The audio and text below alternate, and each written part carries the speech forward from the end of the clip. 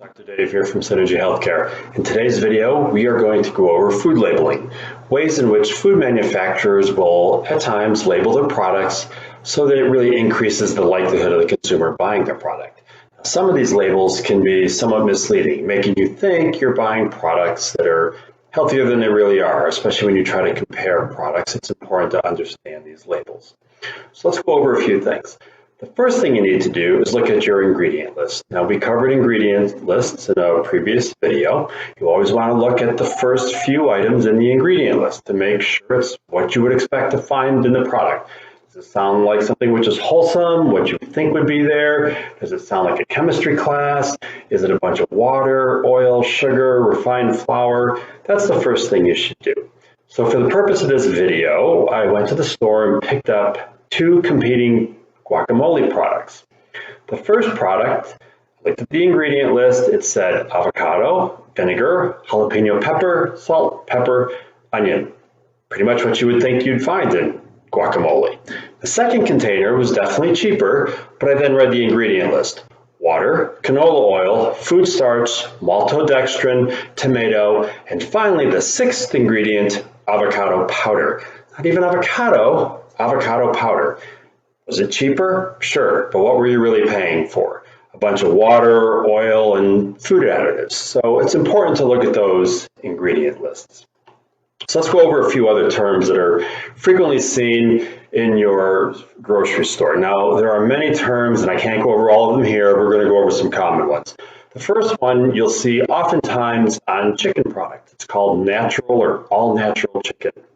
Folks, that means nothing. All it means is that there's nothing synthetic that's put into that bird. Is a chicken a naturally occurring organism? Yep, it is. All chicken is natural or all natural. You can put that on any poultry label. It just means nothing. But you think, ooh, all natural chicken is some chicken that's been running around the fields and it's this really organic piece of chicken. It's not. Another label you may see on your chicken product is hormone and steroid free. Again, that means nothing. It's been illegal for many decades to use hormones in the poultry production industry. Also in the pork producing industry, hormones and steroids are absolutely not allowed. So by putting hormone or steroid free on the package means nothing. All of your pork, all of your chicken is hormone free. Another label you might run into is antibiotic free. Now, there's a little bit difference there. In the pork producing industry, antibiotics are allowed. They're instructed, the pork farmers that is, to use antibiotics in a proper way, only if the animal is sick. Use them responsibly. Folks, you have no idea what that farmer is using with his swine. Is he jacking them up with antibiotics, or are they using them judiciously? Now with chicken, if it says antibiotic free, it is truly antibiotic free. That chicken has never been exposed to antibiotics anyway, not injected, not put into its food. Chicken that has been given antibiotics, and they are allowed to use antibiotics in poultry raising, can be processed and put on the grocery shelf to be sold to the consumer. However, it just can't say antibiotic free on the label. So if it says antibiotic free, it's a chicken that no antibiotics have been used on that bird. Beef, by the way, they are allowed to use all of it, antibiotics and hormones. So let's move on from our meat industry.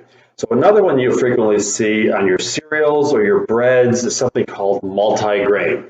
Multigrain can be great. Multigrain can mean nothing. It's really about reading your ingredient list. You read your first few ingredients and you might see a bunch of highly processed flour. Somewhere down the list of ingredients, you'll see a number of grains listed. Maybe it's wheat, maybe it's oat, maybe it's rye. They used a lot of it, but is it whole grain? They used a number of different grains, but if they're all refined, they can still say multi-grain, but you're still eating a highly refined product. So if it says whole grain, that's a different story. You see whole grain right up front, first ingredient, you have a whole grain product. Multi-grain can mean absolutely nothing. It's just they've used a number of different grains, just not a one single wheat product. Another thing you may see on your breads, for example, rolls, things like that, your bakery products, is made with whole grain. Again, you need to read your ingredient list. Is that the number one item? There's whole grain somewhere quite a ways down the ingredient list. They can use a predominance of refined flour, but somewhere in that ingredient list, usually a ways down, you'll see the word whole grain. Now, whole grain was used. It's a smidgen, a very small amount in that product, but it still allows them to use on the label, made with whole grain. And folks, don't be fooled simply by a dark colored bread. Some manufacturers will take highly refined white flour, they add caramel coloring to it, and now you've got a dark bread. You need to read your ingredients. Somewhere on that label, you're going to see refined white flour and you're going to see caramel coloring. You can't be fooled by the color that they've got in there. Let's go over a few more labels that you may commonly see. No added sugar. Folks, no added sugar doesn't mean that there is no sugar in that product. There can be quite a bit of naturally occurring sugar in the product. The United States today consumes somewhere between 90 to 100 grams of sugar a day per person. The average American consumes 70 to 80 pounds of sugar a year. That far exceeds the recommended allowance. So even if your product says no added sugar, you're eating a lot of naturally occurring sugars, you still have to watch the amount of sugar you're taking in. So don't get fooled by no added sugar. There could be a lot of naturally occurring sugar in the product. Once again, read your labels. Here's another one, low fat. Most of the time, when they go from normal fat product to a low fat product, it is a very small change in actual fat content. However, when they do that, the product frequently becomes unpalatable. You wouldn't eat it. So many times with low-fat products, you see this oftentimes with yogurt, for example, they add a lot of sugar.